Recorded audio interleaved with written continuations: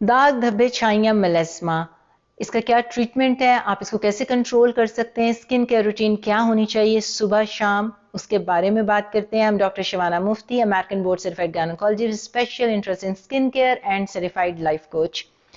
जो मेलास्मा होता है वो आपके हार्मोन्स की वजह से हो सकता है, खासतौर पे औरतों में वो बर्थ कंट्रोल ले रही होती हैं या प्रेगनेंसी में, आदमी औरतों में जेनेटिक्स हो सकते हैं, सन डैमेज हो सकता है, या अगर कोई ट्रॉमा स्किन को हुआ है, स्कार्स रह गए, उसकी इन्फ्लेमेशन या रेडनेस हो गई, या अगर आपके एक्नी थे आप उसको इस तरह पिक करते रहें तो उसके निशान खड्डे पड़ जाएंगे, तो जो भी पिगमेंटेशन है वो आप एग्जैसरबेट हो जाएगी, ज़्यादा हो जाएगी। तो उसकी ट्रीटमेंट के बारे में बात करते हैं। एक तो होता है जब पहली दफ़ा आपको या उसका फ्लेयर अप हुआ हुआ और बहुत गहरा है, बहुत ज़्यादा है, तो आपने डॉक्टर के पास जाना है हमेशा, कम से कम एक दफ़ा डायग्नोसिस तो ज़रूर करवाना है, क्योंकि डार्क स्पॉट्स को आप कभी कभी समझ रहे होते हैं जो सन डैमेज है वो कैंसर ना हो, प्री कैंसर ना हो, तो उसकी एक दफ़ा डायग्नोसिस तो बनती है कि आप डर्मेटोलॉजिस्ट को ज़रूर दिखा लें। जब आपका एक्यूट फेस चल रहा है, बहुत ज़्यादा हुआ हुआ है, तो आपको डॉक्टर फॉर्मुलेट कर सकता है एक ऐसी क्रीम जिसमें 3 इंग्रेडिएंट्स हों।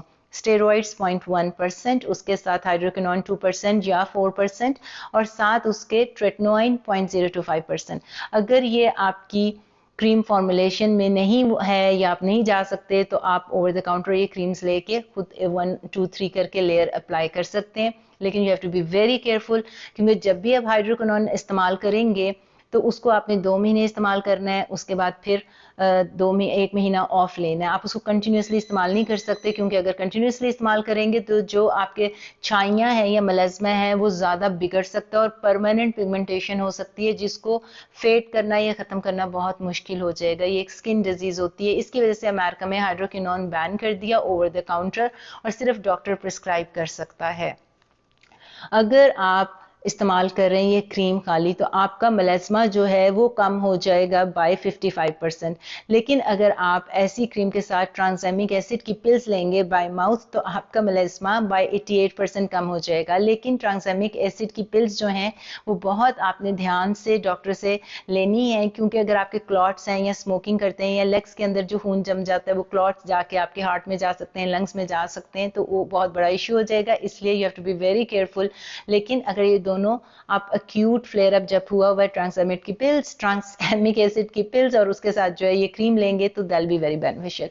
अब या दाग धब्बे छाइयाँ आपकी ऐसा ऐसा फेड हो सकती हैं, आपने उसको कंट्रोल में रखता है, तो उसके लिए आपको स्किन केयर अपनानी पड़ेगी life time. It's a life time commitment and battle जो कि आपको लड़नी पड़ेगी। तो आपने सुबह की रूटीन में क्या करना है, सुबह आप सबसे पहले क्लेंजर इस्तेमाल करें। अगर आपकी एक्नी है तो सैलिसिलिक एसिड वाला क्लेंजर, वरना जेंटल क्लेंजर जो आप इस्तेमाल कर सकते हैं सेरामाइड्स वगैरह के साथ, या हाइलुरोनिक एसिड वगैरह जो भी आपके क्लेंसर में प्रेजेंट है। नंबर 2, फिर आपने अल्फा आर्ब्यूटिन का सीरम इस्तेमाल करना है, जो कि टायरोसिनेज इनहिबिटर होता है। ये मेलानिन की प्रोडक्शन को रोकता है, क्योंकि जाके जो एंजाइम जो मेलानिन प्रोड्यूस कर रहा है टायरोसिनेज, उसको कम करेगा, आपकी स्किन को ब्राइट भी करेगा और इवन टेक्सचर देगा, एंटी इन्फ्लेमेटोरी भी है और एंटी और ऑक्सीडेंट भी है। इसके बाद आप इस्तेमाल करेंगे नाइसिनामाइड का सीरम 4% एंड लेस या 5% एंड लेस, ताकि ज़्यादा इस्तेमाल करेंगे तो इरिटेशन हो सकती है। फिर तीसरा स्टेप होगा जी, आपने इस्तेमाल करना है विटामिन सी। ये आपका ऑप्शनल है, अगर आप विटामिन सी इस्तेमाल करना चाहते हैं 15% 20%, अगर आपकी स्किन सेंसिटिव है तो आप इस नहीं करना चाहते, विच इज़ फाइन।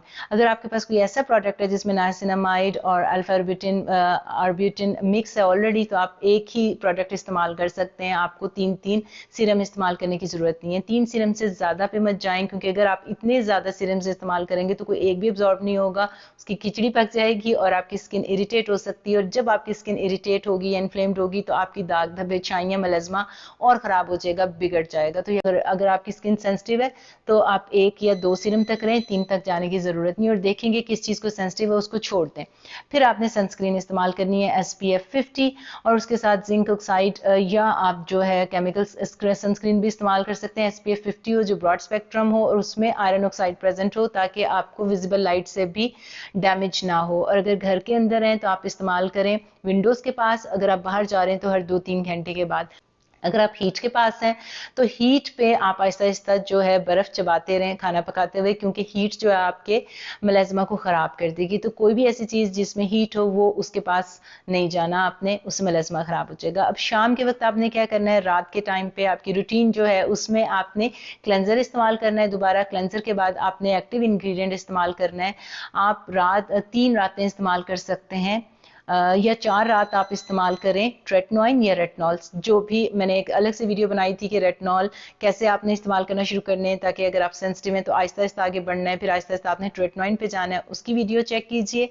आपने रात को 4 रातें ये इस्तेमाल करना है, उसके बाद फिर 2-3 मिनट वेट करना है, और फिर आपने ज़ैलिक एसिड का या कोजिक एसिड का या कोई ऐसा प्रोडक्ट जिसमें सारी चीज़ें प्रेजेंट हैं वो इस्तेमाल करना है। कुछ डार्क स्पॉट करेक्टर भी होते हैं जिसमें ट्रांसैमिक एसिड, कोजिक एसिड या आप कह लो ज़ैलिक एसिड वगैरह सब मिक्स होता है, तो वो भी इस्तेमाल कर सकते हैं।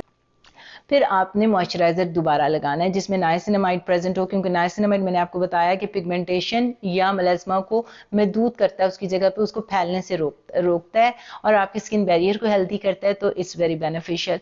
और बाकी जो 3 रातें आपने 4 रातें ट्रेटनॉइन इस्तेमाल किया था, जो 3 रातें आपने इस्तेमाल नहीं करना ट्रेटनॉइन या रेटनॉल, उसमें आपने ग्लाइकोलिक एसिड या सैलिसिलिक एसिड या मंडालिक एसिड का एक्सफोलिएटिंग एजेंट इस्तेमाल करना है। एक्सफोलिएटिंग एजेंट जो होते हैं वो आपकी डेड स्किन जो है उनको उतारेगा। ट्रेटनॉइन जो होता है वो आपकी स्किन के सेल टर्नओवर को इंक्रीज करता है। तो दोनों का अलग अलग काम है, और जिस रातों को आप एक्सफोलिएटिंग एजेंट इस्तेमाल कर रहे हैं उस रात को आप मॉइस्चराइजर इस्तेमाल करें और ग्लाइकोलिक एसिड वगैरह इस्तेमाल करें। कोई और सीरम इस्तेमाल करने की जरूरत नहीं है, ताकि स्किन सेंसिटिव ना हो। ऑफिस में मेलास्मा और ऐसे दाग धब्बे छाइयों के लिए ये जब आप ट्रेटनॉइन इस्तेमाल कर रहे हो तो you have to be very careful कि आप किसके पास जा रहे हैं। अगर आप IPL लेजर्स वगैरह करा रहे हैं तो वो मत करवाएं। आप कार्बन जो CO2 लेजर्स होते हैं वो आपको हेल्प कर सकते हैं, लेकिन you have to be careful कि आप किसके पास जा रहे हैं। माइक्रो नीडलिंग या peels are going to be very beneficial for melasma, दाग धब्बे छाइयों के लिए।